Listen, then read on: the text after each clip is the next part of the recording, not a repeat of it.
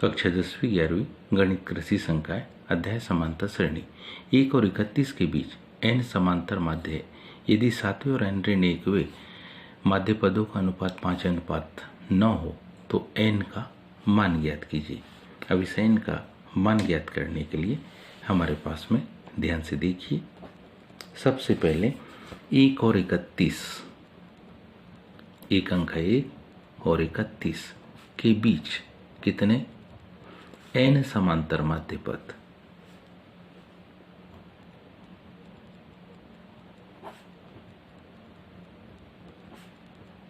माध्य पद मान लो कि क्या है वो a1 a2 a3 dash dash an। इसके आधार पर तब कौन सी श्रेणी, तब हमारे पास समांतर श्रेणी कुछ इस प्रकार से होगी।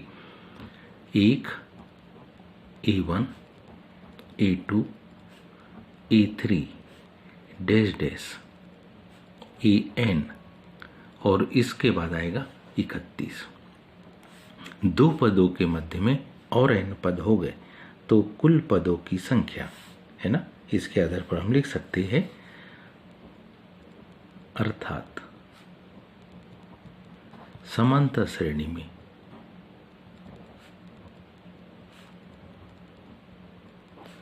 कुल पद n+2 होंगे। समांतर श्रेणी में कुल पद कितने होंगे, n+2 होंगे, जहां a बराबरी से 1 व tn+2 यानी n+2 वा पद हमारे पास होगा 31।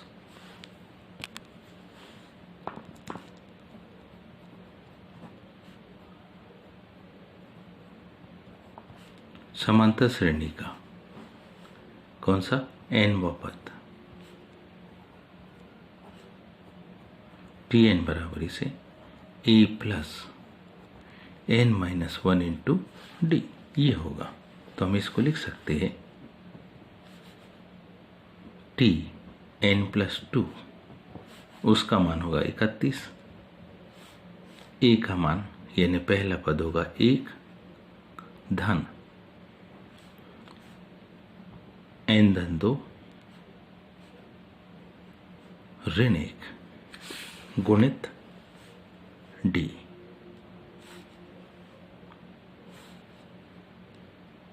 इसका हल देखेंगे तो इसका हल होगा 31 में से 1 क्या हो जाएगा, घट जाएगा, तो क्या बचेगा 30 बराबरी से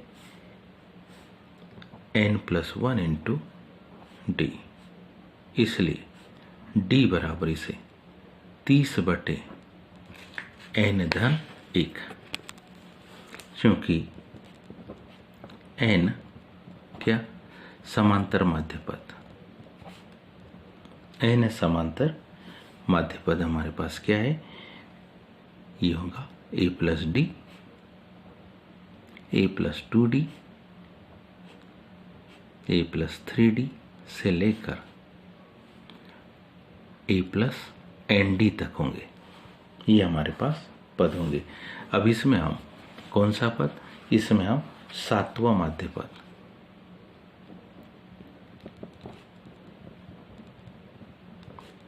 सातवां माध्य पद यानी कि वो होगा a+7d के बराबर। a का मान हमको पता है कि 1 है, +7 इंटू d का मान हमको पता है 30/n-1।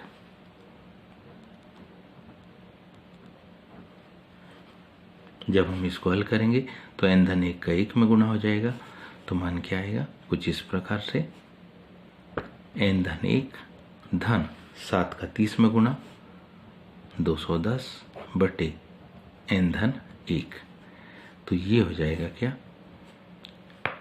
n-211/n-1। इसी प्रकार n-1वां माध्य पद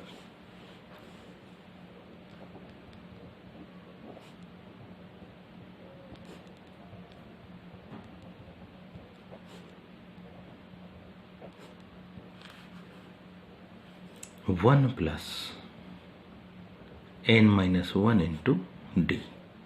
यहाँ वैल्यू रखेंगे हम, ये तो होगी 1 प्लस n-1 इंटू डी की वैल्यू रखेंगे, वो होगी 30/n-1। ध्यान दो, n-1 का 1 में गुणा हो जाएगा, एलसीएम इसके लेंगे तो मान क्या जाएगा n+1। 30 का n में गुणा 30n, 30 का ऋण 1 में गुणा ऋण 30 बटे में हमारे पास होगा n+1। इसका हल देखे 30n में 1n जुड़ गया तो यह आ जाएगा 31n ऋण 29 बटे n-1। प्रश्नानुसार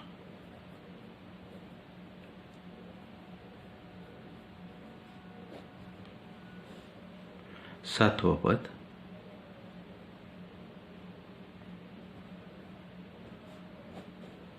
बटे n-1वां पद,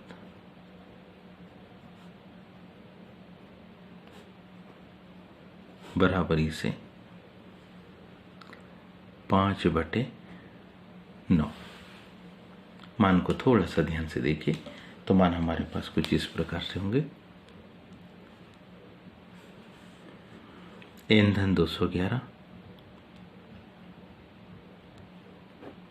बटे n-1, 31n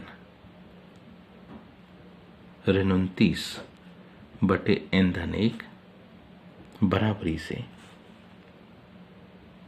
5/9। n-1 से n-1 क्या होगा, कट जाएगा तो यहाँ जो मान मिलेगा n-211 बटे 31n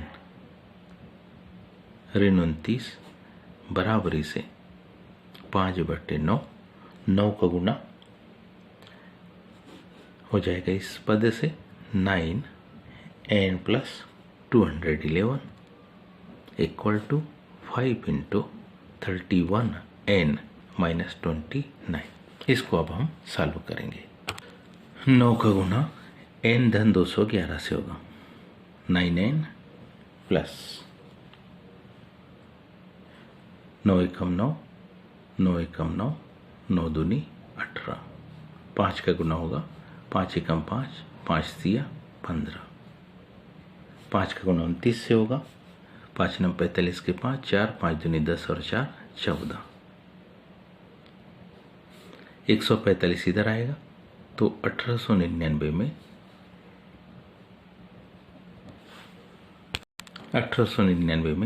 145 क्या हो जाएगा, जुड़ जाएगा, बराबरी से 155n इधर 9n चला जाएगा तो 9n माइनस